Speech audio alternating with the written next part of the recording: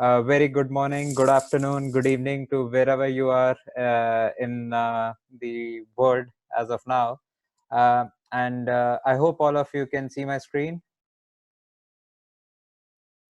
I will take that as a yes. So agenda wise, this is what we are going to share. And we'll be starting off with life in Ladakh, how the situation has been during the winters. And some of you can actually relate to when you see the pictures because you have seen those same places during these summer months. So it will be a nice contrast to see them how life is during winters. And then of course, so what has the COVID-19 update been, and what are the actions that we are taking at ground level? We have two volunteers and two of our star alumni, Vikrant and Adam. They will be sharing some stories of their own journey and their own journey through tough times, and inspiring and infusing positivity through their actions. And then, of course, towards the end, we'd like to have a call to action that we would like to share with everyone. And if there are ways that you can foresee that you can get involved in terms of being able to create some impact on the ground in Ladakh. And to sort of give you a perspective, the tourism, of course, as of all of you know, we foresee our expeditions not kicking off at least until September this year. And at the same time, we are also cautious in terms of how to sort of really be careful and be very sensitive to the communities, in the sense that it should not happen that when tourism opens, these communities get impacted through the virus, because I mean currently they do not have any interaction with the virus. Most of the villages, the Zanskar Valley that we have all been to. So that's definitely one. But at the same time, a lot of these communities depend on tourism. So how will they survive through almost a year without any income generation? So that's something we'll discuss when we come to call to action. But starting off on a positive note, we did have some alumni meetups, and it was, of course, great meeting some of you in Amsterdam in January. And so that's the alumni group that we met up, and it was really interesting to see, that alumni from 2013, 14, 16, 17 meeting each other up, and they were the way the introductions went were like, hey, I was in 2013, hey, I was in 2016. So and it was really nice to sort of feel that bond that alumni are able to share with each other. And there's no need for an introduction. I think that just when you say that you were part of the expedition which year, I think you instantly form a bond, because there's a lot of shared memory and shared experiences that everyone could come across. And I think we ended up chatting for almost 4 or 5 hours before we had to be reminded that we have to go back to our places. And then Paris met Graham in Johannesburg. He was there as part of an astronomy conference, and so that was a great meetup that happened with Dr. Graham, who's been our official paramedic. He's been to Ladakh twice already, and a huge asset, and one of our sort of evangelists based out of South Africa. So these were a couple of alumni meetups that happened. And then let's switch gears to how life is in Ladakh during winters. And I think the pictures sort of depict it. I mean, most of the time, the time is spent by the people. So one, what you see is the entire village comes together. So during the summer months, there's a less population, but during winters, all the young, the children, everyone comes back to the villages. So all houses are packed, and people have nothing else to do but just to meditate, read prayers, read books. And that is where the access to energy plays a really fun key role, because when everyone is in the village, having street lights outside, having lights inside the houses really enables much more productive time. And this is the time women also do a lot of weaving. Children can study, so that way you really get to see the impact that you're making on these communities. And then most of the time is spent with the Pashmina goats that you can see on the left hand side in the bottom, and the yaks. The yaks are, of course, they are brought back from their grazing grounds, and the entire village is filled with a lot of yaks. But the Pashmina goats have actually, you need to find good pastures for them. So it's a very tough life for the nomadic people there. So you really have to go into the mountain passes to find green pastures, so that the goats can be fed and the Pashmina here can grow. And you can see, literally, I mean, it's all covered with snow. If you have to go somewhere, you have to wait for the border road organization or someone to actually clear the road before you can actually move out. And I mean, almost all of the villages that we have electrified remain cut off. So the villages that you have been to, they are cut off for 5 to 6 months because of just the quantum of snow that you can see. But does snow stop our work? Not really. So we were out there in the winters, and of course the going is really tough. Some of the times we were stranded, so we had to wait for the road to be cleared before the movement can actually be done. But you can see some familiar faces of Dorje and Shakir. They are actually taking a telescope to one of the villages to be set up. So, the survey work was happening. There was a lot of maintenance work that happened, as you can see on the right hand bottom side, where you can see Shakir and Stanzin actually doing the maintenance and repair work of a couple of solar panels in the villages in minus 20, 25 degrees Celsius. So that, and the fact is that when you are able to service the community in the winter months, it truly shows the communities the amount of commitment that you have for the communities. And you get that reciprocation from the communities as well, where they want to really own and maintain the systems, because one of the fundamental issues that we have shared with all of you is the idea that the maintenance does not happen in conventional installations that were done, and in organizations that have worked previously in this area. Maintenance is a big issue. So people come there, set up the infrastructure, and they go back. But what happens when something goes bad? And that is where we've really focused on the part where the maintenance keeps happening, the villages keep getting access to electricity even during the harsh times. And this is something that we wanted to share with you. uh, and of course, the going, like we said, is not that easy. And in this picture you can see actually a couple of things. One, the vehicle is stuck in frozen glacial water. And then what we do is, in order to keep the engine warm and not allow the cold air, you can see a towel which is kept on the ventilator, the grill of the which allows the air to flow in, so that cold air does not just seize the engine. So that's how you need to move. And sometimes when the diesel actually freezes up, you have to put a it's not a really safe way, but that's the sort of accepted way, where you actually put a gas stove underneath the car and heat up the diesel, so that the diesel can start flowing in the engine and the oil pipes, and you can start the vehicle.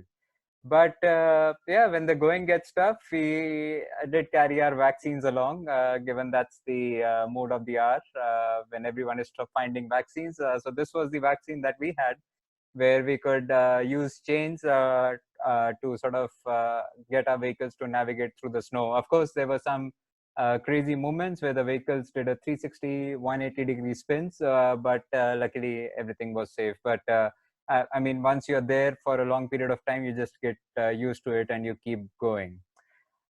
The roads are closed, but we are open in Zanskar, and these are some of the pictures of the valley of Zanskar. Most of you have trekked through this valley during the summer months. It looks very brown and green that time, but this is how it looks in the winter months. And on the right hand side, you can see our engineer Chonjor actually going to these villages and servicing all the grids. And happy to share that all the grids are absolutely working fine. All the lights are absolutely working fine. Of course, there were a couple of defects that were there, but that have been corrected, because we did leave behind with Chonjor a sizable amount of inventory that he could use to sort of repair and maintain these grids. And in the pictures, I don't know if you guys recognized, in one of the pictures you can see the remotest village of that we have electrified, the village of Shade. So the team that has gone to Shade can actually recognize that village on the right hand top side, and on the left hand side is a village of skiing. So those who have been to skiing can maybe recognize this village. So but that's how winters are. And that's the Lungnak Valley in the left hand bottom, with the river stream that flows across, and that's the path that we take to reach the villages, and also the path that takes you to the Fuktal monastery. So that's the valley that most of you have stepped your foot on.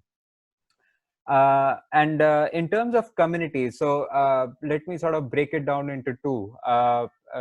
Leh, Ladakh has had cases of coronavirus, but the way these cases came through was a couple of the pilgrims had went to Iran. When they came back from Iran, they got the virus from there.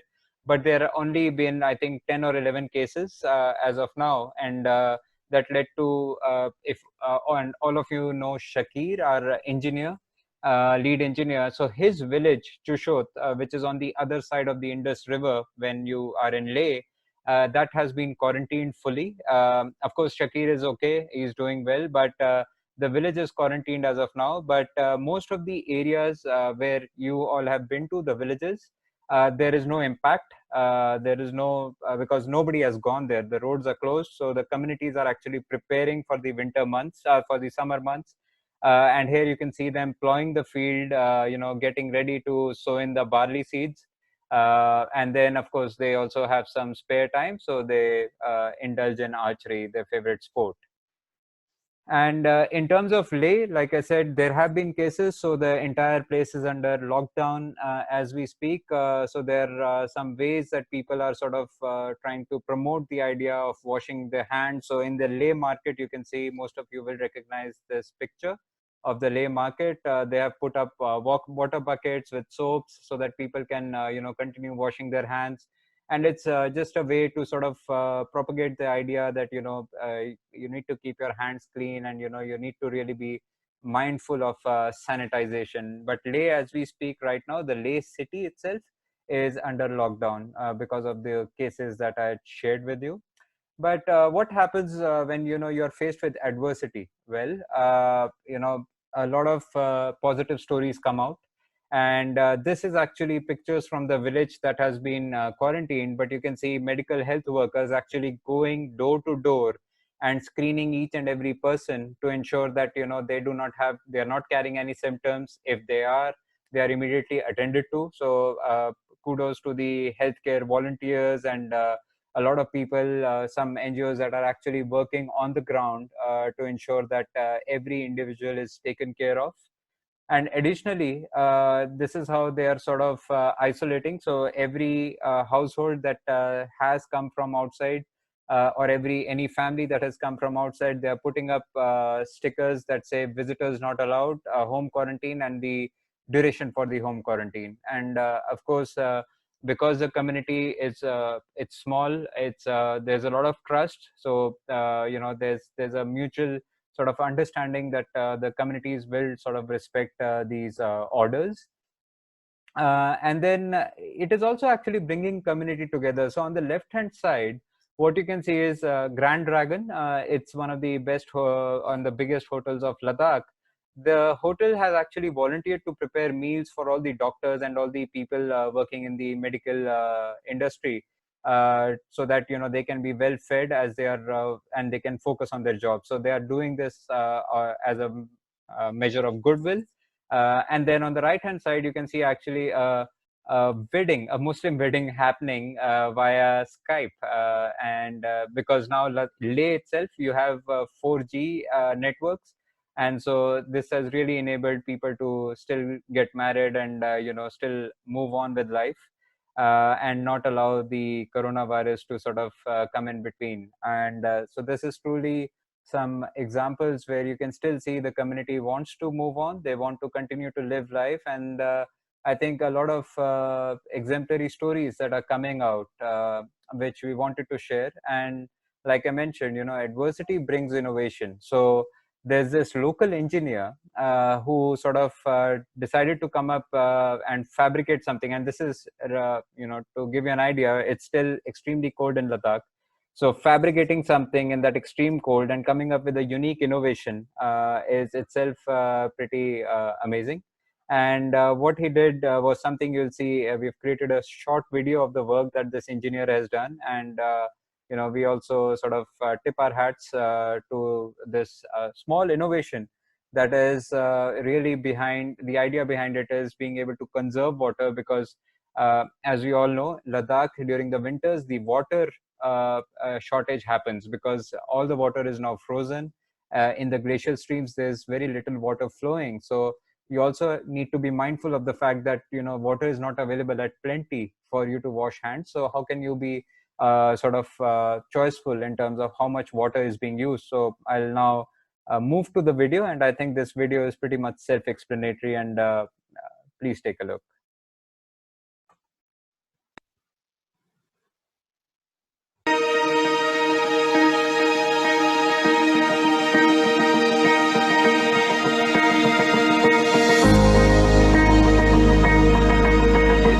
Left side वाला है पानी तो उससे क्या होगा, आप जैसे दबाएंगे आपके हाथ में सॉक आ जाएगा। उसके बाद पानी के लिए आपको लेफ्ट हैंड वाला प्रेस करना है। जैसे आप इसको अच्छे से धो के, मान लीजिए आपका हाथ अच्छे से साफ हो गया, उसके बाद आपने छूना नहीं है इस मशीन को, हमने टिश्यू निकालना है। यहाँ से टिश्यू निकाल के इसको फिर यहाँ बीन में डाल देना, वेस्ट करना सर, इतना सर यही है सिंपल से टेक्निक। और स्पेशली ये उन लोगों के लिए बना है जो पेशेंट अभी हैंडल कर रहे हैं कोरोना वायरस से जो इन्फेक्टेड है। मुझे वही थोड़ा सा दिल में लग रहा था कि मुझे कुछ करना चाहिए उन लोगों के लिए कुछ, तो अपने औकात में इतना ही था कि मैं इतना करूँ, और ताकि वो लोग अपने घर में जाके इन्फेक्शन को ना फैलाएं। वो हमेशा हमारा घर का ख्याल रखते हैं, क्योंकि हर डॉक्टर हर एडमिनिस्ट्रेशन उनमें सारे मिले हुए हैं मेडिकल डिपार्टमेंट के लिए, इसीलिए मैंने सोचा उनको दूं, ताकि ये ना हो कि वो डील करेंगे एक 84 से लेके एक सीएमओ बीएमओ तक ले, तो वो देखते हैं सारा एक टीम बन के उनका काम बनता है।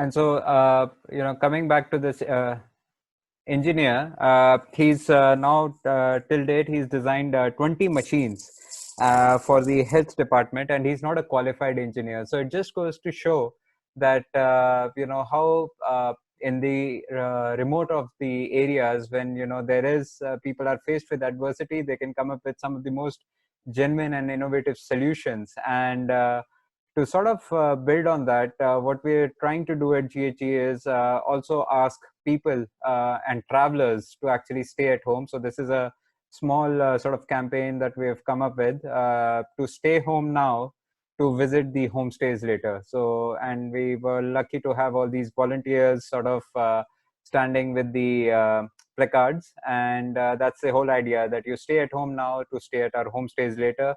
And that's what we want everyone to do. Forget tourism, forget everything else right now. It's about really focusing on social isolation, to really spend time and use that time to be with your families, be with your loved ones. And trust me, this downtime that all of us are getting, and all of us who are fortunate enough to be in places where we are not facing the threat of the risk of being contracted with the disease right now, please use this time wisely, and stay, listen to your medical authorities, and follow what is being said.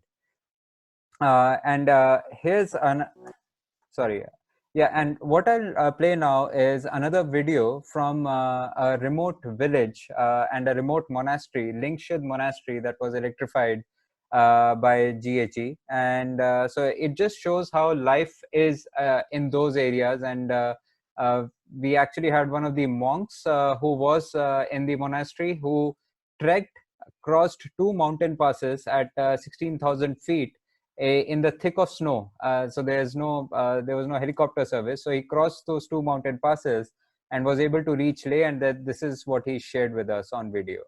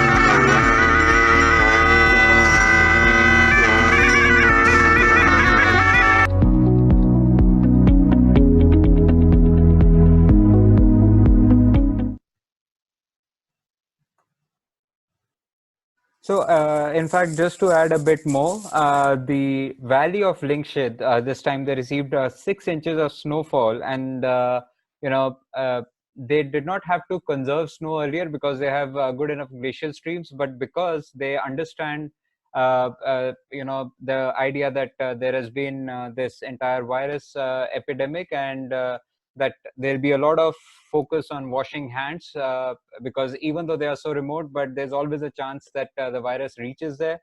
And so to ensure that they have enough water, now they are conserving all that snow by building snow dikes, where they can store this snow in the form of ice and then melt it when the summer comes. This gets melted as water. So that's what the communities are doing. And in addition to that, they're what they've done is that they've also prayed, and that's something very beautiful about these communities, that they all got together and prayed for the well-being of the world, and for the health of everyone who's impacted by this virus. And this is something that when the monk he came to Leh and he shared the videos, he said, the prayers that you see in these videos are exactly for that. So it was really heartening to see that how these communities, how our lives are really connected with this remote village somewhere in Ladakh, and where they are praying for the well-being of everyone. So, and I hope their prayers and their wishes sort of resonate, and bring you all good health. Now, in terms of, we also have, uh, before actually handing it over to Graham, Dr. Graham, I would sort of, share with you what we are doing in sort of, building the capacity in our homestays. So one of the things we've started doing is we've doing a pilot with solar water heaters, so that the communities have warm water to wash their hands with, so that it's convenient for them. And also at the same time, when the travelers start visiting, the travelers are also they also have enough warm water and comfortable sort of conditions to maintain clean hygiene. And so we are planning to install solar water heaters across 40 villages as soon as the roads open up. And that's one of the things that we are doing in terms of capacity building. So what we sort of within the team realize that yes, there is not going to be any tourism, there's not going to be any homestays till a good next 3-4 months. But what can we do to sort of still build the capacity of the communities? So one is the solar water heaters. The other thing that we are doing is sort of developing training modules. These are good training modules. And another thing to share on that is we've also been asked by the Ministry of Tourism in India to work with some of the state governments. And one of the states is Madhya Pradesh. Then we are working with Meghalaya. So a couple of the states in central and northeast India and western part of India, to sort of use the community training module to also train their homestay owners. So that's something that we've been that we were doing until the time, of course, Corona shut everything down. So that's something that we've been doing, and also trying to skill up these homestay owners, with the whole idea being that the communities don't feel that they are being ignored in this time. We are still connected with them. And the second thing is that they have enough skills that they equip, so that when the tourism opens, they per homestay owner, they are able to charge additional or incremental sort of revenue, which sort of compensates for the revenue loss that happens this time. So that's the thought process that we had here, where we are really focusing on scaling up the communities. Now I'll hand it over at this point to Dr. Graham, who has volunteered his time today with us, and to share some of his sort of insights and what precautions to take right now during this current time of Corona. Dr. Graham, over to you. Hello, guys. Can you hear me? Yes, we can hear you. First of all, just want to say it's just so wonderful being reconnected with the GHE family. I was on the GHE 2016 trip to Fuchtal and 2017 to Sade. And it's just so awesome being in the presence of alumni, because I think we all have a common heart and a common mindset towards the world. We are, innovators, we're solution orientated, we want to help humanity. And it's just great at a time when all of us are feeling maybe worried and concerned for our loved ones and our families, that we can connect remotely, even though we're isolating, and just be that family again and share with each other. So Paras and Jaydeep, thank you before I even begin, just for setting this up and lifting our hearts and inspiring us as to, you know, what's happening right now and the innovative thinking that's going on, even in the remote areas. I think it's just what we all need right now. So first of all, thank you so much for that. For those of you who don't know, my background is I'm a specialist doctor in South Africa, working in the area of pediatrics and neonatology, and been also team doctors on some of these expeditions. South Africa right now is probably 3 weeks into our journey, so every one of us is at a different part of this journey, and some of you guys might be ahead of us right now, and some of you might be behind. But I think what we're seeing with COVID is that it's presenting in a similar pattern all over the world, and so we can learn from each other. You know, there's been a lot of fake news. There's been a lot of very good news, very insightful news, and I'm happy to entertain any questions you might have or anything that you're not clear about on the virus itself. And obviously, not knowing who's listening in right now, maybe I've been asked to talk about precautionary things that you can do, and maybe just to start simply, and obviously I can build from there if you'd like me to. I think the one thing just to be aware of, obviously it's an invisible war that we're fighting right now, and you can look outside and go, gosh, the sun's out and it looks beautiful. There's no real threat here, but this unfortunately is a very threatening virus, and it is indiscriminate, and all nations are being affected right now. The important concepts or principles of this virus, just to understand, is that it is a virus, first of all, and it is spread through droplet spread. And that's very important. Some viruses are more aerosolized. This is mainly a droplet spread virus, which means that if you are within 2 meters of someone who sheds a droplet through speaking, coughing, sneezing, then you are in a zone where you could pick up that droplet. But more importantly, that droplet also lands on surfaces.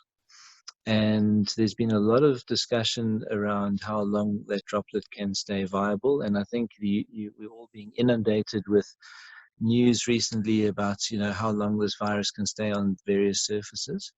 And you'll hear various accounts as to how long that is. I have a close relationship with one of the professors of virology in one of our private viral labs in South Africa.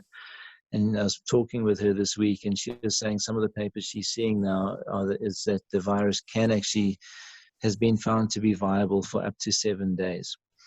So that was more than I'd expected before, but it's also very important from a precautionary point of view, because if we think that the virus is only going to, you know, jump onto us if we're around another person who's coughing and so on, the challenge is there could have been a person who was coughing 2 or 3 days before you in that same area and left residue on a surface that was still viable. And because we don't see anyone in that room that we walk into, we have our guard down, we don't have a mask on, we put our hand on the counter, for example, and then rub our nose, and then we're putting virus back into ourselves, and we could get infected like that. So I think that's where the challenge comes from, is that the obviously coughing person in our immediate vicinity is a potential problem, but you know, there's many of us will pick up the virus from being in an environment where there isn't anyone around us at that time, but residue was left.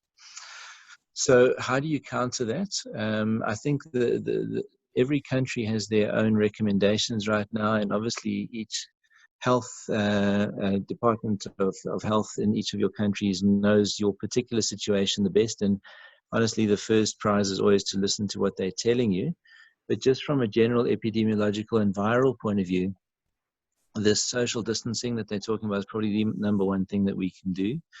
A virus needs to be able to move into another host. It needs to jump into another body. And if that body is more than 2 meters away, it can't do that. The droplet can't get there.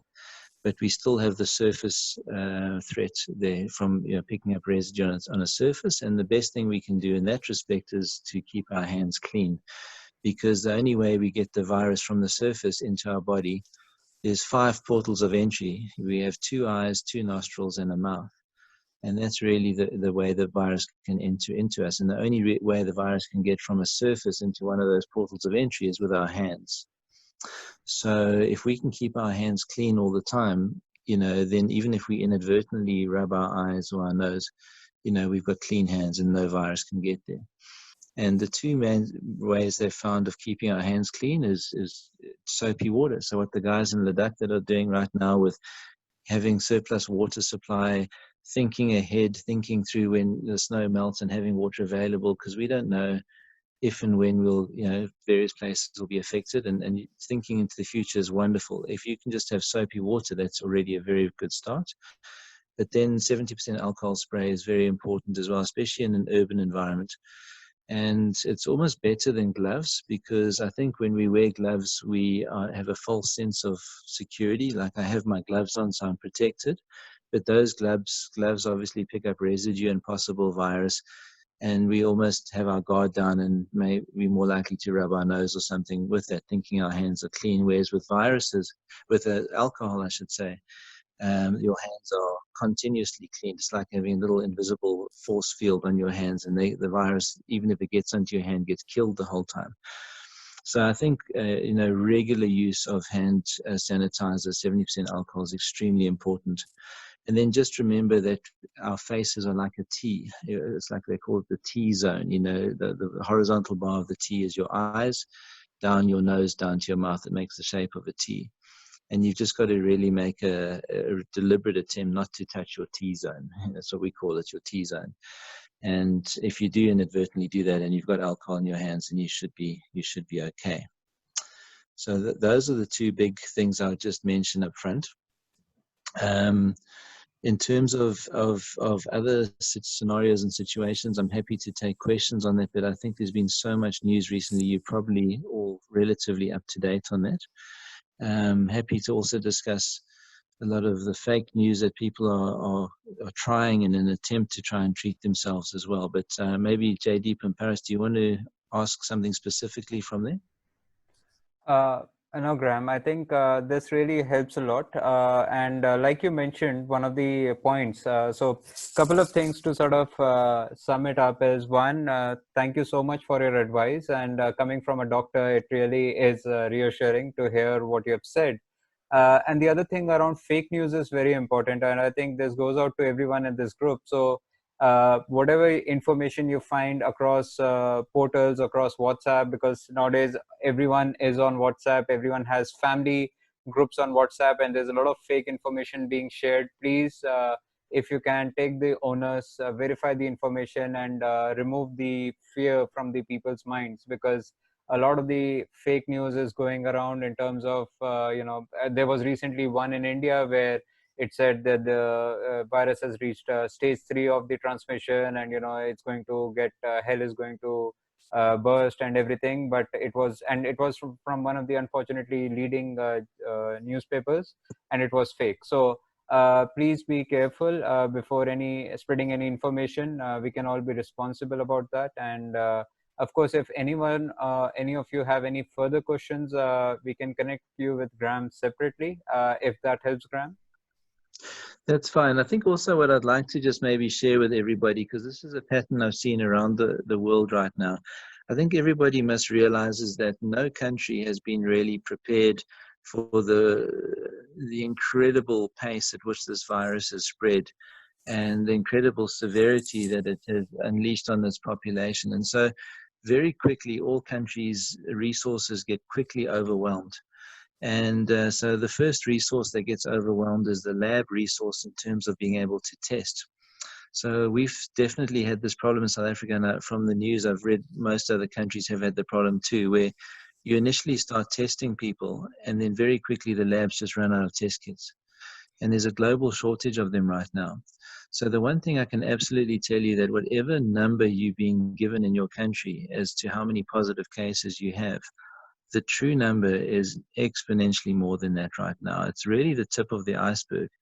And the countries most of the time would then limit their testing to the most sick, the people who are hospitalized, the people who are in trouble, the people who already have pneumonia. And if they were widening their testing screening protocol beyond that, then they quickly use up all their test kits. So, I think it's important because you can be lulled into a false sense of security that we only have. As an example, South Africa now has over 1,000 test positive cases. But I can tell you truthfully, our labs ran out of reagent quite some time ago.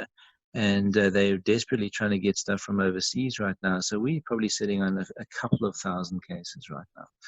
And so it's, we can be lulled into, being lax on our social distancing, being lax on everything I've spoken about, because we think we're not that bad. The true number is much worse than what's being reflected. And that's very important, because the only real method we have to control this is to do the social distancing and the isolation and the lockdowns and then the hand sanitizing that we speak about. And what will happen in most countries is that it starts, if you've ever been trekking in canyons and so on, and you're in a dry riverbed, and you hear about these flash floods, what tends to happen is there's a little trickle that just comes through the dry riverbed, and everyone goes, oh, that's sweet, there's a little bit of water, and then a few minutes later it's a bit deeper, and then it's up to our ankles, and then, hey, we can splash around a bit, and an hour later there's this rumbling sound, and this torrent of water just comes down. And that's really how it goes in most countries, So we're bracing ourselves right now in the next week or so for an absolute explosion. And you'll start with a couple of cases and then a few hundred cases, which is underestimating the total, and then 1,000 or 2, and then suddenly it just goes crazy. And one of the metrics I've been following, just to get a rough idea of numbers, is, and I don't know how true it is, but it's seemingly, if you're trying to read between everything, possibly a way to think about it is that by the time you have your first death, you've got at least 800 to 1,000 cases. And if you've got like 20 deaths and only 150 positives or whatever, you're hopelessly under testing at that stage in the country. So that's just something to realize. And the numbers are much bigger than the numbers you actually are seeing, and that's just it's not the government trying to play silly games. It's just an absolute shortage of tests. And then obviously the next stage is, as the people start becoming sick, the healthcare systems get quickly overwhelmed. So one of the problems we're having in South Africa, I don't know if you guys are experiencing it, but there's been a lot of panic amongst the public. So they've been raiding all the shops and trying to stock up on everything, but then also raiding the hospitals and stealing the masks and the alcohol and everything else which is needed by the healthcare providers. So, I just urge you everybody there in your communities that you're in, by socially isolating, using alcohol, and if you are having to go out just wearing a mask, that should be enough. You don't need to do much more than that, and try and keep the more sophisticated stuff for the healthcare providers so that they can actually try and save people when it really hits, when that wave really does hit. Got it, Graham. Thank you so much. Thank you so much for sharing. And I think it all boils down to doing things correctly so that we are all safe. And from that, we actually go to this something that we thought will now sort of build upon the inspiration for each and every one of you. And we have 3 stories to share. Of course, one is a trailer of one of our sort of good friends. And this is about how you can sort of really come out in adversity and really sort of, find hidden heroes. And so this is a small trailer for this documentary called The 11th Step. And of course, if you would like to watch it, just let us know, and we've put it on a drive, and we'll share the password link with you. And then we'll move on to 2 stories of our alumni, Vikrant and Adam. And so let's sort of watch this small trailer on The 11th Step.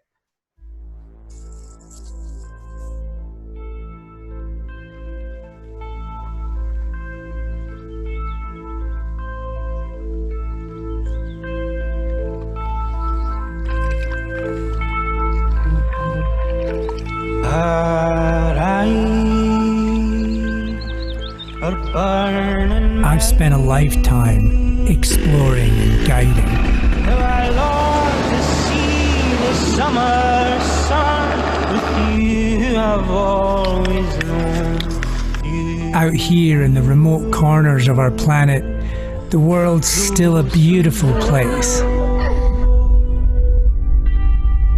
But it's getting smaller by the day. The sea is cold, I'm falling into your soul. And things are getting harder every year. The more we know, the more lost we seem. It's easy to feel powerless. 20 years of sobriety has taught me something about feeling powerless, about embracing the unknown, about becoming who I want to be.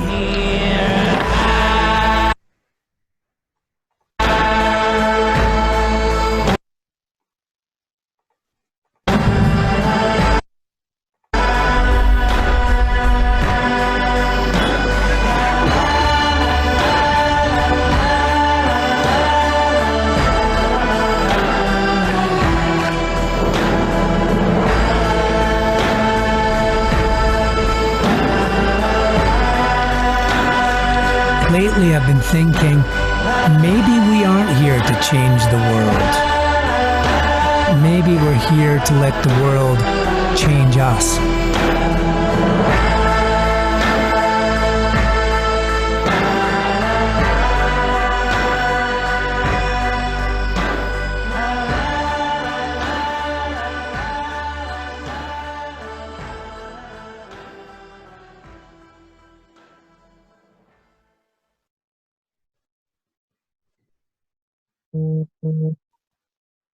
So I'm sure you would have seen some familiar shots of the valley of Zanskar and the Fukhtar monastery. So the documentary is really inspiring and captures his journey. And so in case you are interested to watch the full video, do drop us an email and we'll share you the link to the password protected file. And of course, kindly do not share it beyond, because the person has shared it with us as a mark of courtesy. So it's not for public viewing as of now.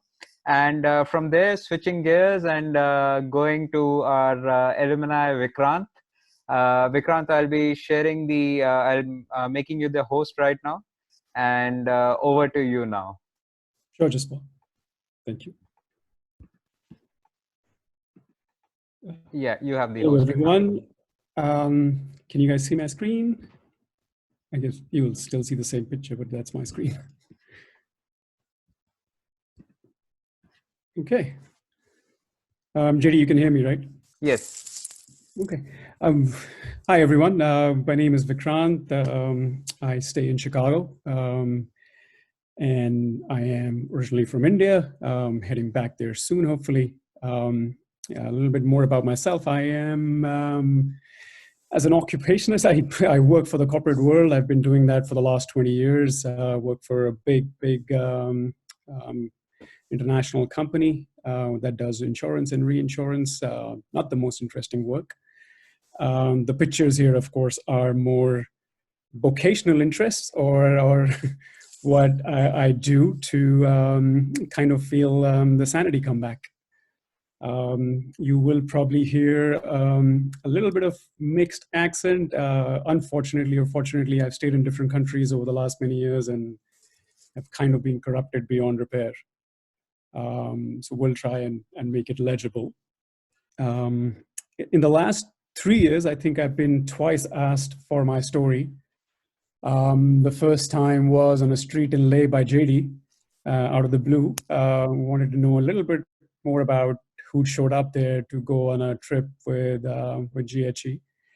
And then a couple of days back by Paris, wanting me to present something here. So I've tried my best. If this doesn't go right or it becomes unbearable, I can tell you upfront it wasn't my choice. Moving ahead, just a little bit about my life. The picture up on your screen is pretty much what my life has been. It's been a bunch of squiggles.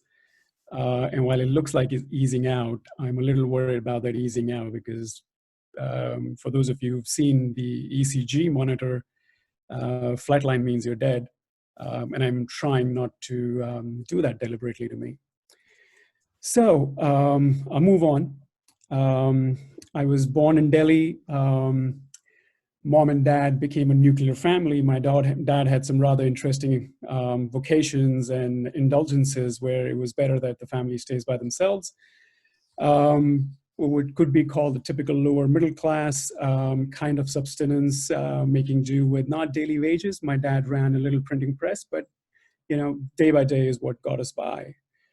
So the first squiggle happened with schooling, and there's a reason why I can speak in English. That wasn't the plan when things started off. There are a lot of fake pictures in this presentation, like any corporate presentation. There's a lot of fake stuff in here. But the story behind that is very real. So I'll try to stick to the story and make you guys bear with the pictures. So if I was in this school, it would be in Hindi, and I would be at the back, right at the back somewhere. But that wasn't to happen. The squiggle happened, and it happened because of this. Late 70s, early 80s, milk used to be provided when a van would roll up in your area, and all the women, mostly women, would line up outside that van to buy a bottle which looked like that.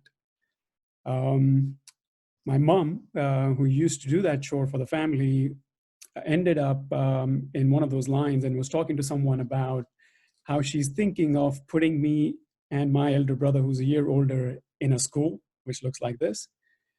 And there was a lady in the line ahead of her, a Christian lady, who kind of overheard the whole conversation, and in that eavesdropping divine intervention, told my mom that missionaries were coming to the area, Roman Catholics, and they were planning to set up a Christian school.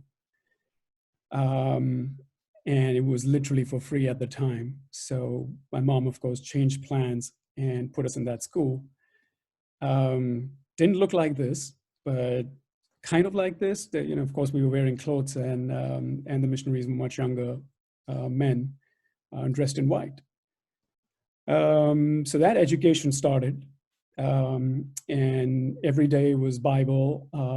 Every day was English only. We used to actually pay a fine if we spoke up in Hindi at times. The school wasn't really a building, unlike the school that you just saw, where I would have a ground to sit on, but it wasn't a room. It was a school in tents.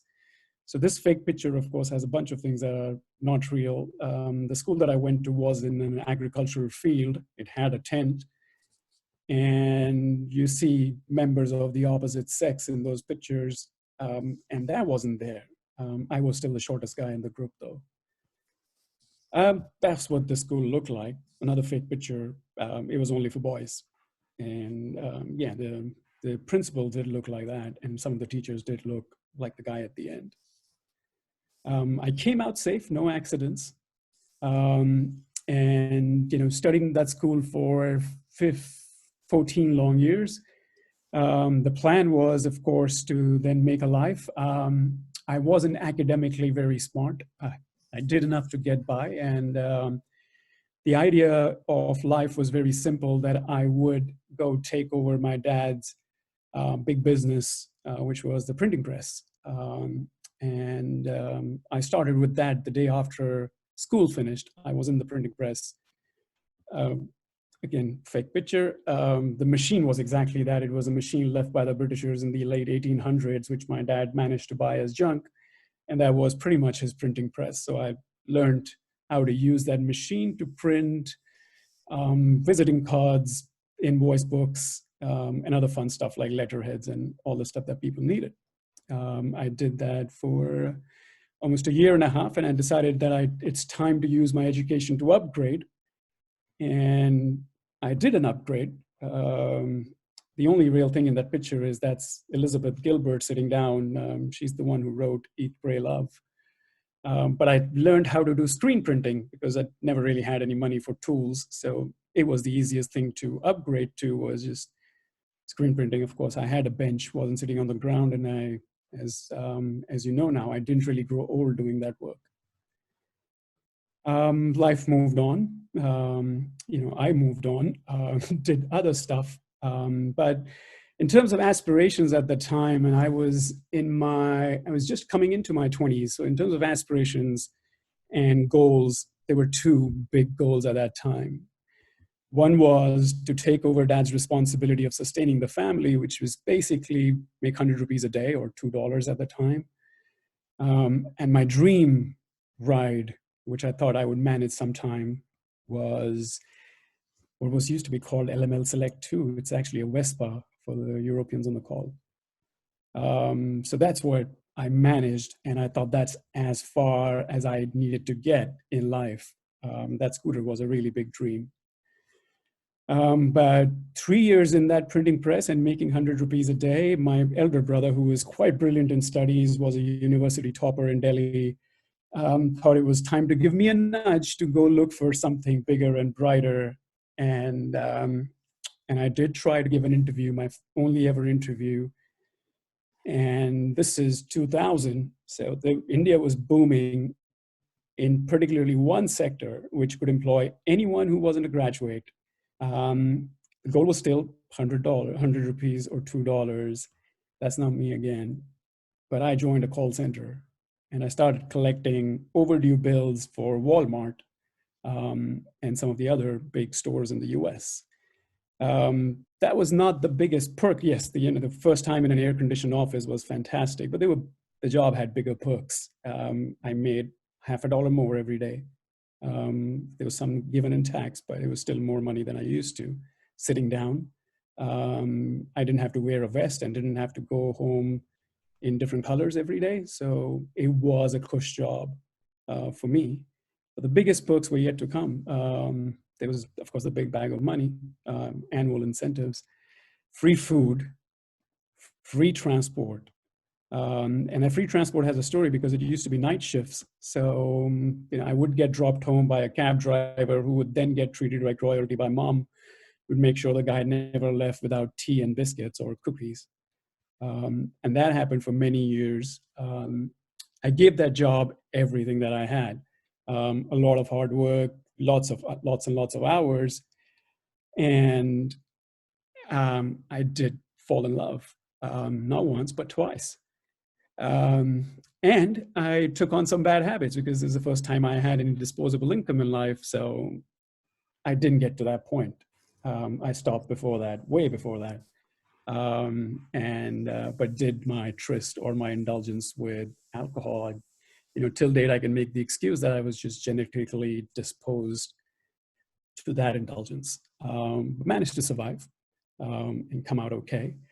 I also started indulging in driving and getting out of Delhi to see what's out there. So those of you familiar with Delhi, it's somewhere in the north.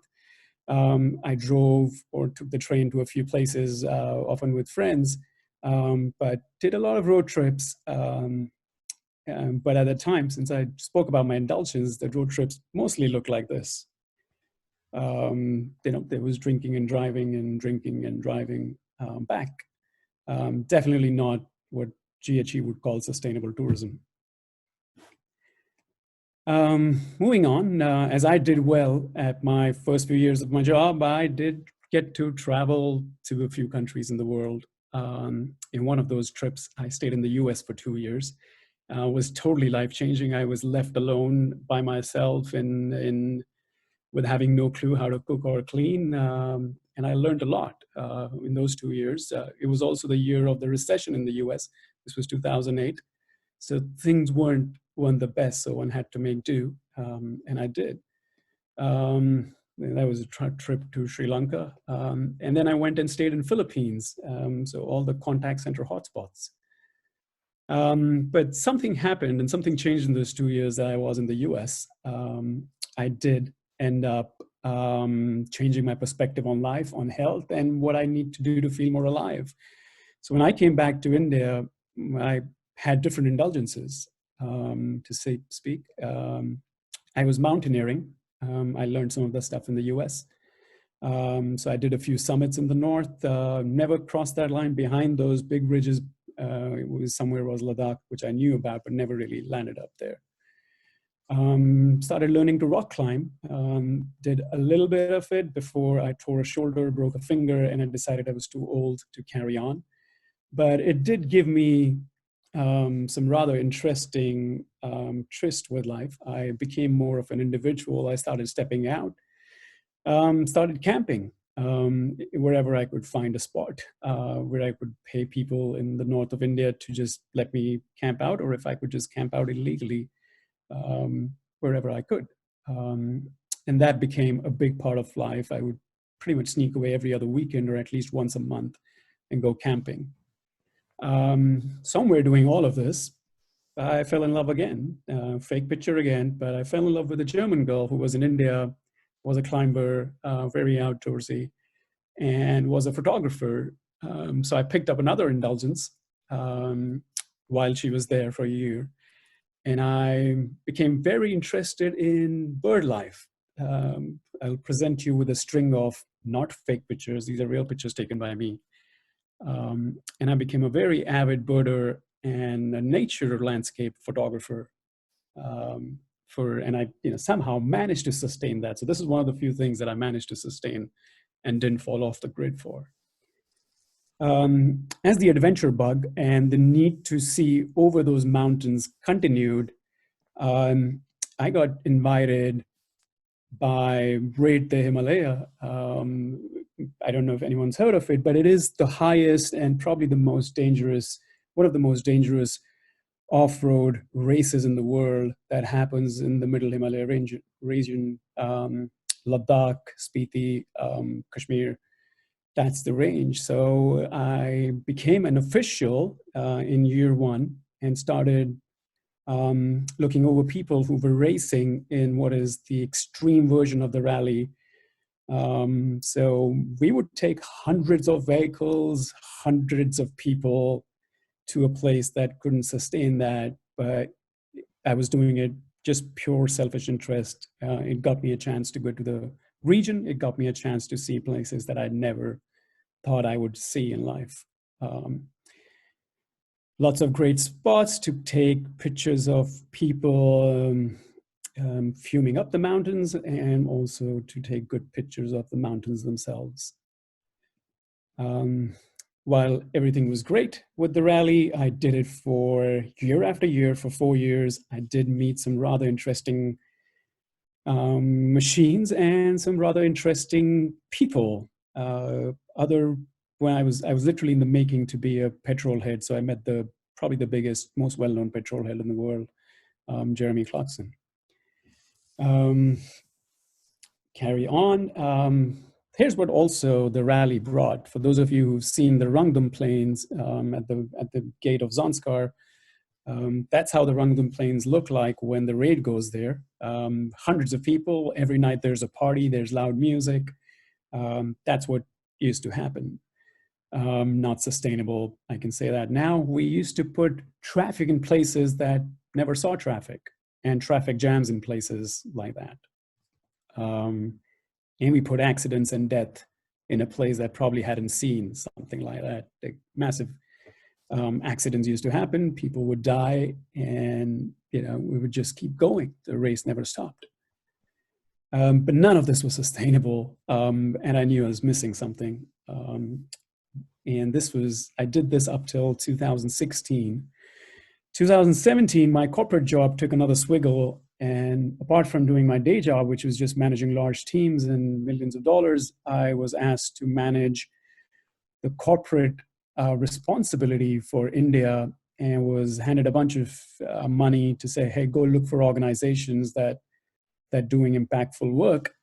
And that's how I met Paras in a rather interesting meeting that happened in a typical corporate boardroom, where Paras decided it was a good idea to take the top of a LED bulb and bounce it off the table to prove as evidence to everyone that even if the bulb fails, the kids could still play cricket.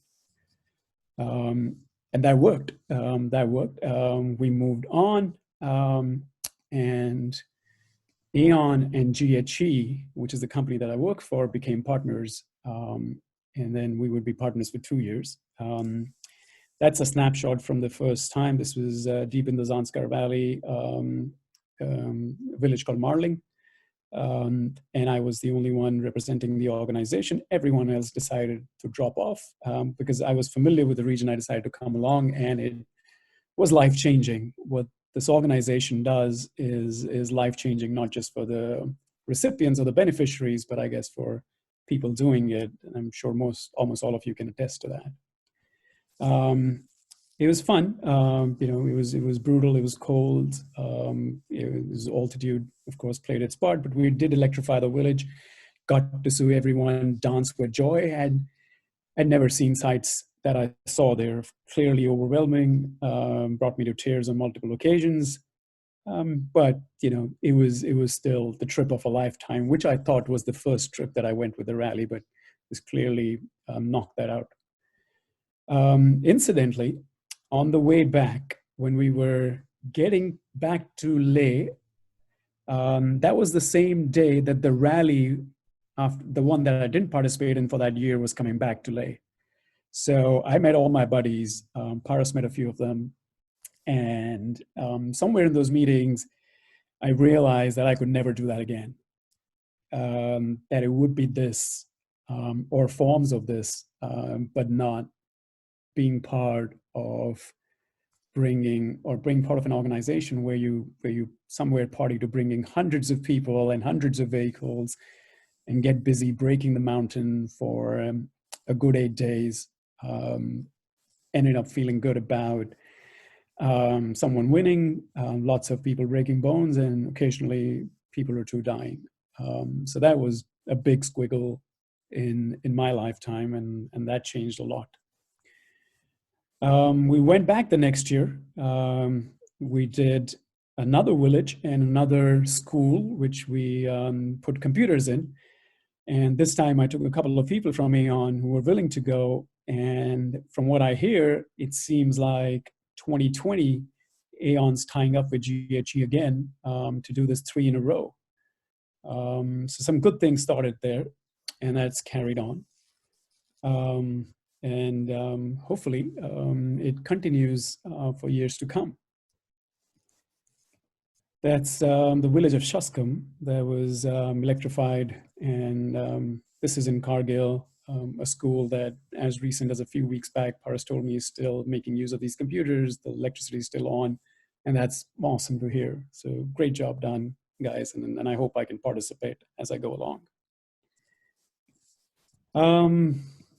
That's coming back to the squiggle. So lots of merry-go-rounds, some stuff that I could disclose in this open forum, other that I'd rather keep to myself, and maybe another time. But a few things have happened in my life just to take perspective. And I've done a few things unintentionally mostly, or let's say subconsciously, but I think I'm coming off it. This part of my life that I've circled in red is education. I didn't talk about college. I spoke about school. But I did say that I jumped to my dad's printing press the first day after school ended. I did have a latent or a sleeping dream of going to college. I didn't actually get in one, but that's another thing I couldn't sustain.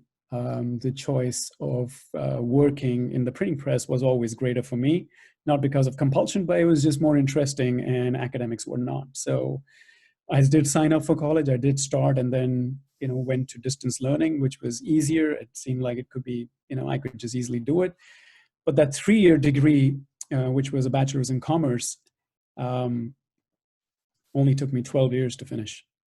And it was 12 years later that I gave my final exam, and I became a proud graduate, which was supposed to happen before I touched 20 or 21, but it happened when I was in, just starting with my 30s.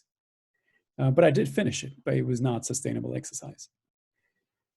Then came the next few years of work, which was all leadership jobs in different countries, in different companies, leading massive, large teams, at times going up to 800 people, leading a team of people native to India, and then teams in the US and in the Philippines and in Canada.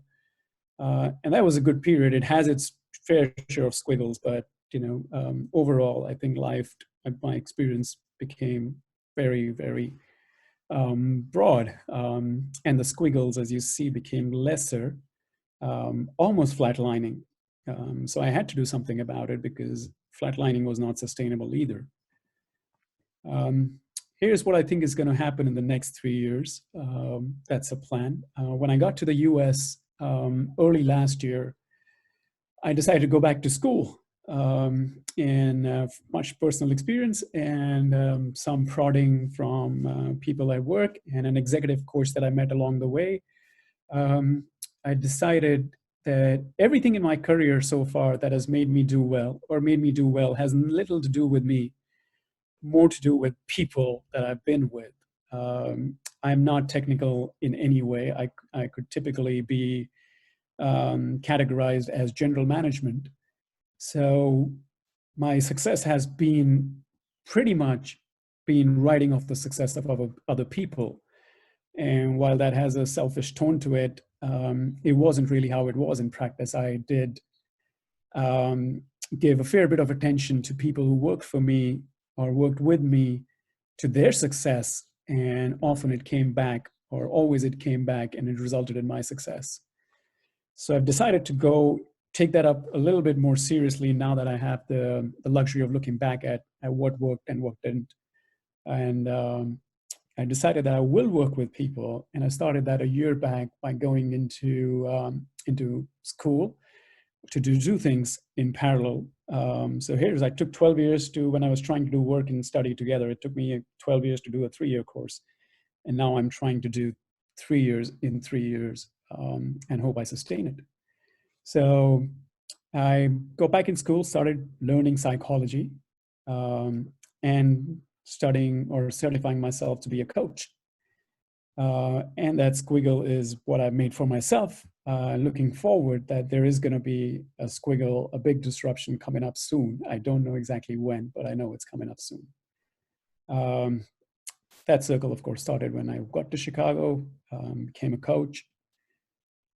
Somewhere in that future, I am back in India, and I already have my university acceptance. So the idea is to become a psychologist and make working with the people and literally feeding off the success of people a full-time job.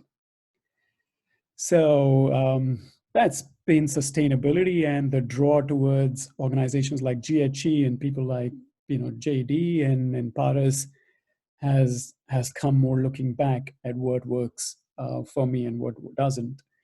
I'll take a minute more to tell you about something. We currently, in my class, we're studying under a person called Dr. Michael Eager, and he is a leading scientist on the study of and research of meaning in people's life.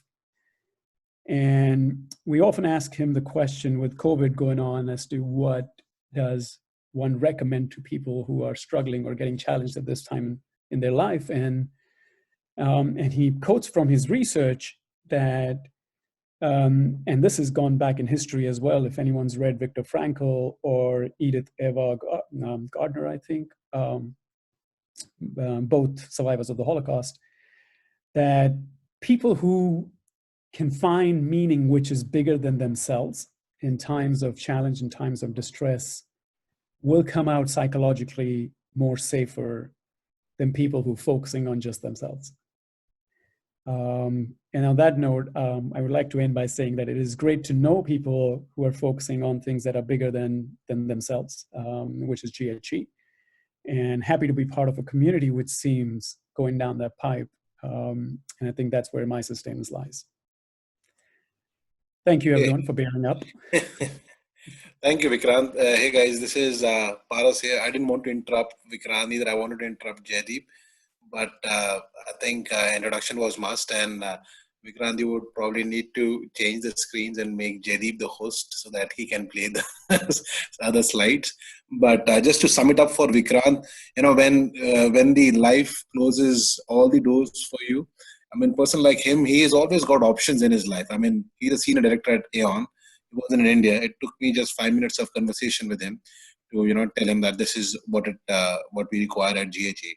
But but when we met him in in person and got to know him, he became an internal part of the whole GHE team, and he's never been on an expedition with us. He's basically come on a CSR project, but the approach and the chivalry he has in his whole lifestyle and the way he takes up things, I think it makes a lot of difference. So thank you, Vikrant, for sharing your lovely story. And it's a good time where everyone is at home, and it's very important to get inspired. Where all these inspirations are very important to take forward in life. And I'm sure all the alumni of GHE are exactly similar in the character you have shown in your story. And from GHE's end, I think we'd like to wish you all the best. And when you come back to India, we'll see if you want to take your services as a psychologist. Thank you, Vikrant. Thank you so much. Absolutely, Parth. Thank you, guys. Thank you, everyone. Okay, now I think Adam, Adam, man, I do not know how to pronounce your surname. I've always been wrong on that front, but I haven't spoken to him for the last, I think, 4 years now, since 2017 when he came on Shade expedition. And just to introduce Adam, and Adam, please make it in 10 minutes, just to make sure that I know, I mean, everyone loves hearing the stories of everyone, but just trying to see that. But the interesting thing was Adam was cycling around India, and I get a message, and that time I was doing all the calls for GHE, the ones who were Indians, and I get a call. It says, I want to be part of GHE, and I said, what are you doing? And he says, I'm actually in Pune doing some kind of meditation course, but I'd like to join you soon. And I said, my brother is getting married in the month of April.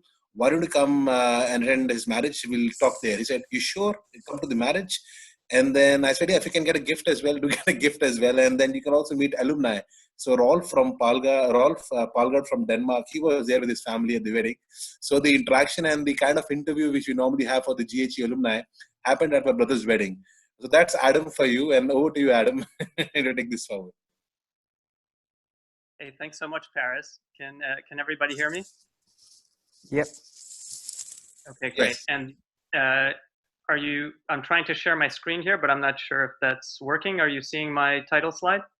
Adam, I've shared the screen already. So what you can do is just let me know whenever to change the slide and just keep saying next. I'll keep changing. Okay, sure. Okay, great. So yeah, hello everybody. Great to be here, and I'll try to keep my presentation short.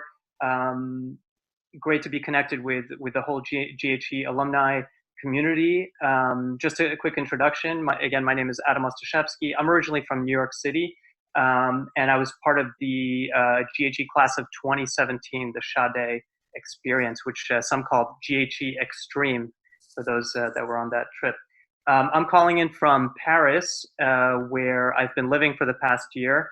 And like many of you around the world, I'm currently on the coronavirus lockdown. But during this difficult time of uncertainty for many of us, it's I think a great opportunity to step back and think about some of the ways that we can have a small impact in our own way that could lead to larger positive impacts in our local communities and beyond. So I'm going to try to focus my my talk around that. Next slide, JD. Yep, sorry. So in 2017, in January, I set off on a 2-year journey, which would take me across 3 continents, across South America, Asia, and Europe, traveling mostly by bicycle. This was after having spent some time working on Wall Street and also in startups and working in the environmental sector in New York, Boston, and San Francisco. I kind of came to a natural pause in my career, and what started out as a 2-month trip to South America to just kind of unwind and transition to the next gig turned out ended up being a 2-year journey, which took me, as you see here, this is more or less the kind of journey that I took across Asia. I ended up spending about 1.5 years in Asia alone, where I cycled about 12,000 kilometers from Bangalore all the way to Singapore. And although the journey started, in South America, as it turned into this broader 2-year journey, it started to take on a lot more meaning, and I think of it as a journey with intentions. So what were my intentions kind of, going into this? Well, Paris mentioned about meditation. Actually, the thing that brought me to Asia was wanting to deepen my meditation practice, which I'd started in California. But probably the biggest reason why I ended up spending so much time in Asia was because I wanted to spend time in developing countries in this part of the world, which has been so much affected by environmental issues. So, as an American, as somebody that spent most of my time in the U.S. and now in Europe, I think generally those of us that live in those places, we're kind of shielded from understanding what are the big changes that are going on in our environment. We have systems to take care of the waste management. We generally have, pretty okay air cleanliness and water, drinking water, compared to some of these other places. But, I wanted to come to Asia to really live firsthand through my experiences and through meeting so many different communities and talking to people on the ground to understand how things like climate change and environmental degradation were really impacting those parts of the world, and ultimately impacting all of us because we're all very much connected. So, so you could go on to the next slide, JD. And so that was the idea, was to look at, spend time in this part of the world, traveling slowly by bicycle, where I was actually, being able to interact with many people and understanding these challenges. Next slide. By the way, the previous slide, that photo was just a typical day of me cycling. I would actually be covered. Yeah, JDP, if you could just back it up for a second. I would just be covered in soot, so going through by bicycle, you just feel all of this impact, the environmental impact, really personally. I had to cycle with a mask. I was literally covered in carbon at the end of every day, and even washing it would be difficult to get it off. So it was really, really quite shocking, the level of environmental pollution and environmental challenges that I saw all around me. Next slide.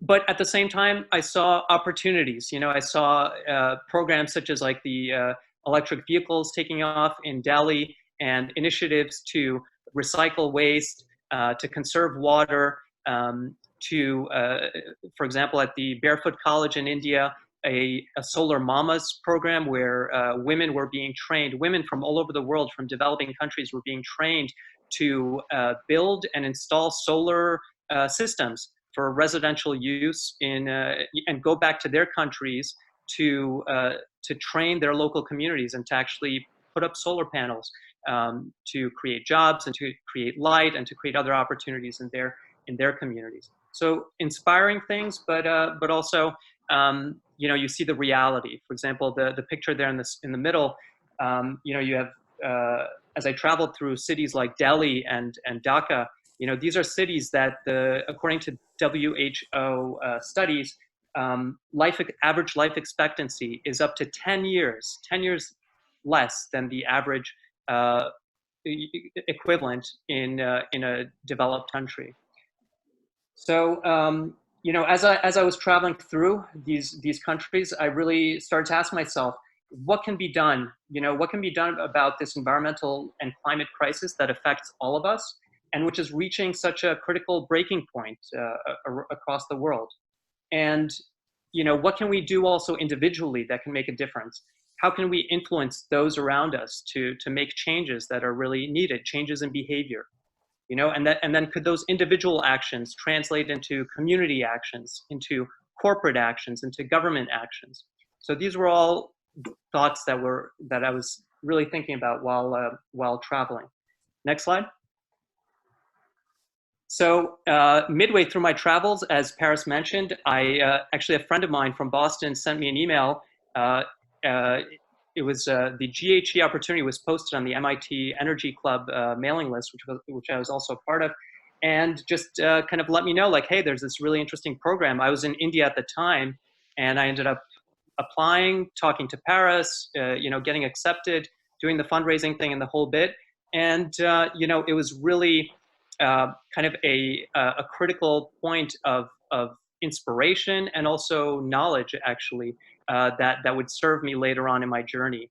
So this was in July of 2017, and and we electrified GHE. And the big takeaway for me from this experience was the knowledge, like learning, that it's relatively simple to do this, to create these kind of systems, install the microgrids. It was a 2-day project, but yet the impact is lasting, and all the things that you could build on top of that, educational opportunities, income generating opportunities, and everything else. It was really just it inspired me to want to take that model and to take it forward. Next slide. So now I'd like to play a short video. So actually, shortly after the GHE experience, about 2 months later, I found myself crossing the border from India into Bangladesh. And right around that time, there was a big humanitarian crisis that was just exploding. And Jaideep, can you play the video that will give you all a little bit of context of what I was experiencing there? Yeah, just 1 second.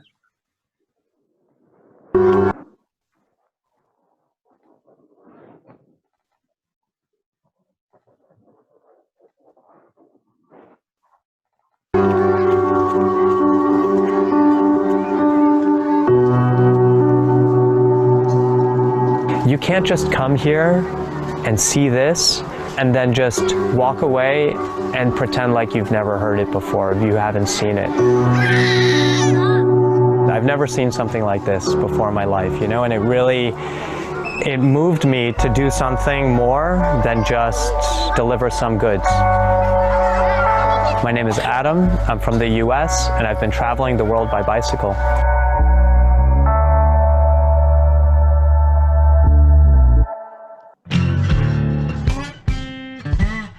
I left my home in the States 13 months ago. As I got closer and closer to Bangladesh, I started to read more and more news about the Rohingya crisis.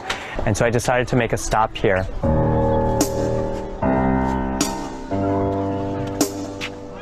One of the first things I did was decide to launch a fundraising campaign. And I've raised now over $30,000.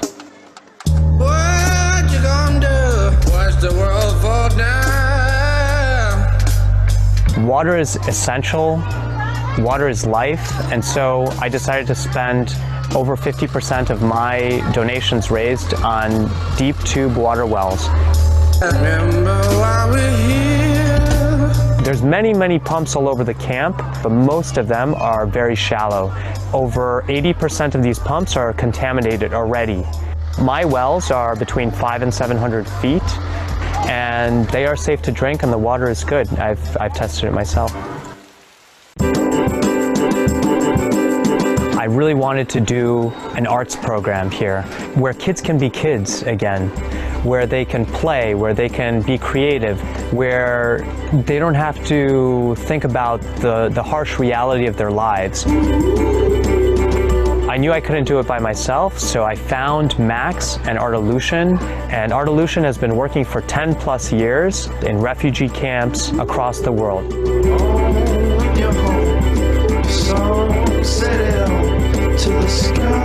I have seen how things like music and art can really change people's lives and can have a therapeutic value, actually, in helping to heal traumas.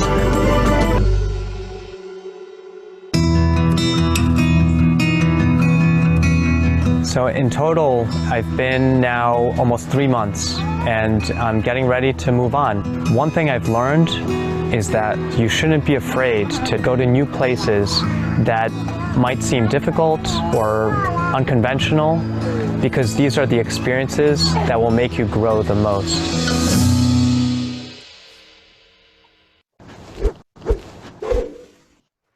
Great, thanks, JD. Can you hear me? Yeah. Okay, great. So I'm just going to wrap up quickly showing the solar project, because that's what I wanted to talk about. So if you could go to the next slide. So that video gives you a little bit of context of what was going on there in the camp at the time that I arrived. In addition to the water and arts projects that you saw there, another big project that I ended up spending time and also funds that were raised on was a solar project, and that was really largely inspired by the work that I'd done with GHE. And because I had that experience of working with GHE, I felt really confident and prepared to go about doing this kind of project. I was able to partner with the Bangladeshi military, local government officials, local community leaders, and some local NGOs in order to execute the project. And also one of the first things I did was to reach out to Jaydeep and Paris, and they provided really critical support in terms of sending me some technical documentation about microgrid, the layout, the bill of materials, and things like that. And they even decided to make a donation in terms of some of the materials needed for the project, including grid controllers and bulb holders and other things. So there were, of course, challenges. And Jaydeep, you could go to the next slide. The first part of the project focused on a solar street lighting project. And we ended up installing 10 street lights across different critical locations in the camp. Light was, in those early days when 1 million people had just entered the camp, and this was, there was no light really at night after nightfall. It was actually quite dangerous just to move around. There were incidents of elephants that were coming into the camp and trampling children and people. Some people died. Also, women and others that were going into the forests to gather firewood sometimes were assaulted or attacked because there was no light. So the light was actually a critical safety and security issue in the camp. And so we decided that that was an important use of funding, and the use of our efforts was to install 10 of the first solar streetlights that went up in the camp. Now the camp is full of these streetlights. There's hundreds everywhere. So of course there were many challenges, as you could see some of the photos here, just getting the materials into the camp, working with the communities, installing everything. It wasn't easy. We were working in very difficult environments, but with everybody coming together and the whole community working together, we were able to put up those lights and make it happen. Next slide. So after the streetlights, we decided to do 3 microgrid projects, and each one would end up supporting a community of 50 families. So in total, 150 families, 3 microgrid projects that served 3 different communities, one of which was called the Widows Village. So 2 slides ago, maybe you saw the photo of the women.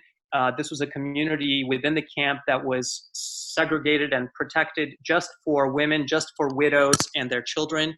They were particularly considered a vulnerable population.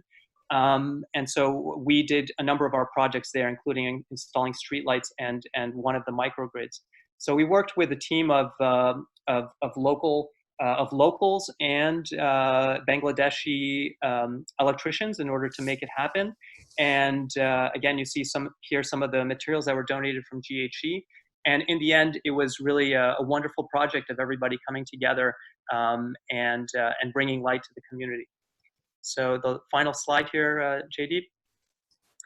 It was really great to be part of this and to take that inspiration and to take whatever I had learned from GHE and apply it in another setting, and also to share that knowledge with other organizations. So, for example, Red Cross ended up being very interested in these types of projects, and I had a number of meetings with them to share some of the knowledge gained from this experience, so that they could take it and they ended up rolling out a series of latrines that had solar panels on them that were able to provide light for the community. And it was kind of a pilot project to demonstrate what could be done. Of course, like I said, there were challenges as well in terms of just getting it done, but also maintenance and educating the community about how to use the microgrids, how they work, and keeping the solar panels clean and things like that. Also, also challenges with vandalism and theft. So securing the materials was also important. But in any case, we did end up passing over the knowledge and also transferring ownership to some of the other organizations within the camp that were able to replicate the model and kind of spread it out. So just kind of to wrap things up, I want to kind of share this experience just as a maybe something to think about in terms of taking an idea and spreading it, and you don't know what the further ripple effects are of your action, but just kind of putting yourself out there and trying a new project, taking initiative within your community, inspiring others around you.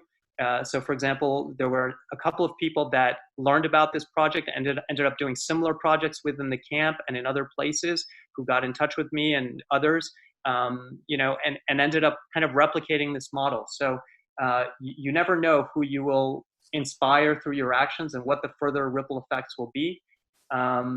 So I think that's, hopefully a positive message we could all think about during these difficult times, to stay connected, stay engaged, be present within the community. There's so many challenges to be solved, so many things that we could do. And our individual actions, when we work together as a community, can really be powerful. So I'll just wrap it up with that. Thank you guys, and all the best to GHE and the whole community as we continue to do this important work.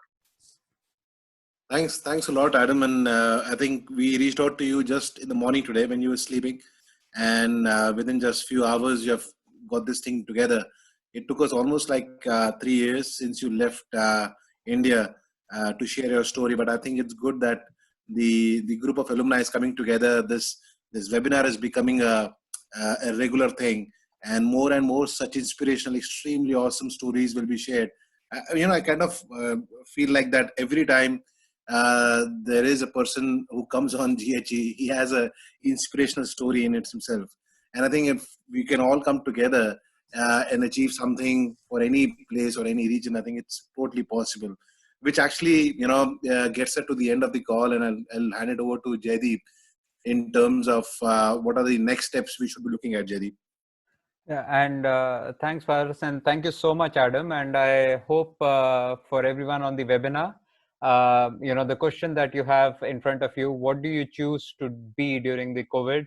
I hope through the last 1.5 hours, and thank you so much for sort of being on the webinar, continuing to be on the webinar, even though we have overshot by half an hour, is that we start moving from the fear zone to more of the learning and the growth zone. So that is, I hope, the key takeaway for everyone from here. And of course, just a couple of more stories. I mean, there are these doctors, 80-year-old doctors, in Jakarta, who have been fighting coronavirus on the front line, even though he's been down with the flu a couple of times, but he's still coming back and, really providing his services in these desperate times. And then there was this thing around, these trekkers who got stranded in Nepal. And once the local community came to know about them, they started creating a hotline, and all the travel operators and the guides, everyone got together to ensure that these 400 people who are stranded are now being sent back. They are being connected with their embassies and being airlifted. So it's really great to see such positive stories coming out, and it's up to us to sort of look at the glass half full or half empty. And I think what we want to do at GHE is to look at the glass half full, to look at things from a positive angle, And that sort of brings us to the last slide, which is how do we enable these communities in the mountains? And that's, of course, the Drang Drung Glacier. And what we see is that at GHE we understand tourism, we understand communities, and we understand technology, and we would like to sort of invite ideas across the entire spectrum from all of you in terms of how can you get engaged during these times? How would you like to sort of sort of connect you with the communities that you have sort of been connected with in one way or the other? And so there are three things. One is, of course, if you have some ideas that will enable these communities to revive themselves during this period, that will be really helpful. So please do share ideas. If there are some really innovative approaches that will enable these communities to sort of come out from this crisis. Then, of course, we are looking at solar-based technology solutions that can further uplift these communities. One of the examples we have already shared is solar water heaters, but if there's any other examples that you have come across, I mean, Adam really shared a great example of leveraging the knowledge and really taking it to the, the communities, the Rohingya communities. And so if there's anyone here who would like to share based on their interactions with this, with their network of any other technologies that can be used to uplift these communities and to improve their standards of living, please feel free to reach out to us.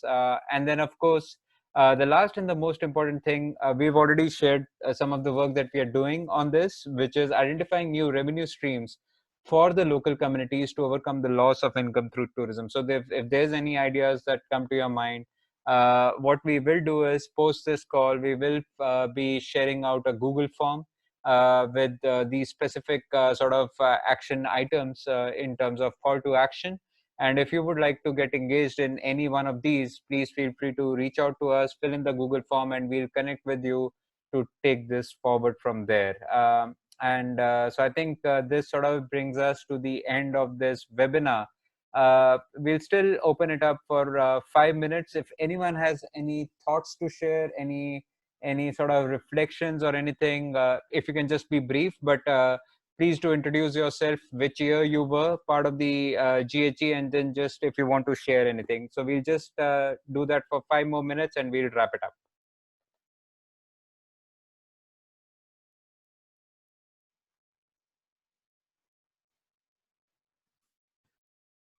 Rolf, if you're there, you want to share something? Sure, I just wanted to get the opportunity to anybody. Yeah, my name is Rolf. I have been with GHE in 14, 15, 16, 17, and 18. 19 was the first year I did not participate.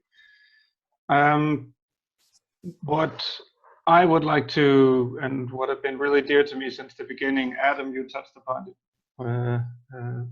it as well, and thank you for sharing the ripple effects that we can create as alumni is something which I personally see a huge, to some extent, unused potential in, and it hits exactly where JG mentions right now.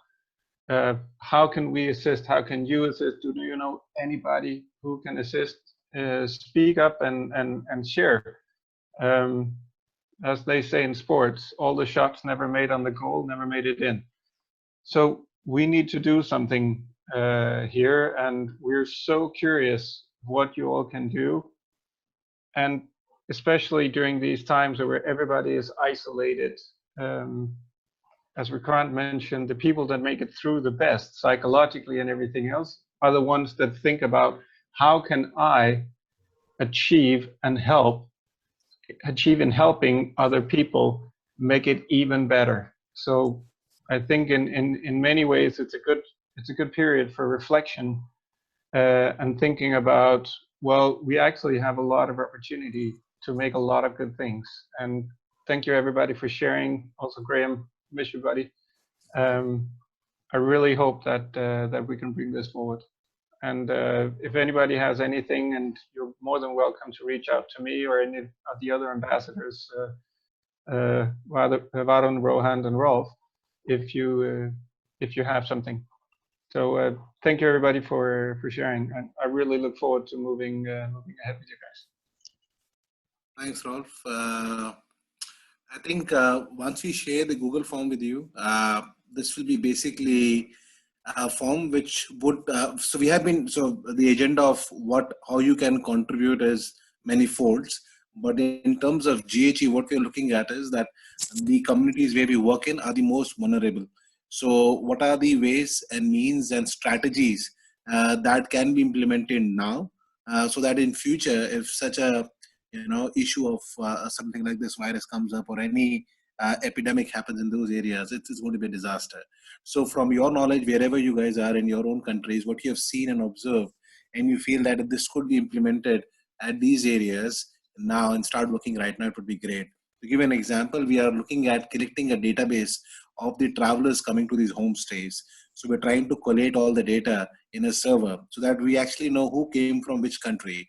And of course, assuming that going further, there will be something like a certification of COVID-19, like you have for yellow fever, just assumptions. But it is good to have a knowledge with the community that who comes in, who goes out, so that it's easy to trace if anything happens. Similarly, any kind of facilities which would be important going forward. So it doesn't have to be very specific to a technical thing, anything which you feel you have been in these areas yourself, all of you guys. So just mention in the form that I may not be able to contribute, but I feel this is something you must try and work on, and this could be essential for these communities. So that is the whole idea, to have your thoughts coming in so that we can work on those thoughts and probably create some products which can probably go into these communities. So that's the bigger idea. And of course, we'll mention a few pointers of what are the things we are trying to do, which may require some kind of data management, data mining techniques. And if anyone wants to be involved in it in the next few months, more than happy to have them engaged. So that was the idea. Does anyone have any thoughts on it before we give it a close? Paris, it's Graham here. Do you mind if I jump in for a sec? Sure. So I think that's a very important point you've just raised there. And, if we just look at the COVID situation, one of the reasons that it's been so aggressive is that it's a novel virus. In other words, no humans have ever had any interaction with it before. And so we have not many internal defense mechanisms to protect ourselves from it. And what's interesting is in these very isolated communities, many other diseases would behave in a similar way with them because they've been so isolated, they haven't been exposed to diseases that we don't think are that bad. And so you're absolutely right. As they get connected to the world, and as we, create lights and create access and create tourism for them, we are going to introduce people to them that may be carrying other viruses that in the Western situation we would handle quite well, but they would potentially be novel to these communities as well.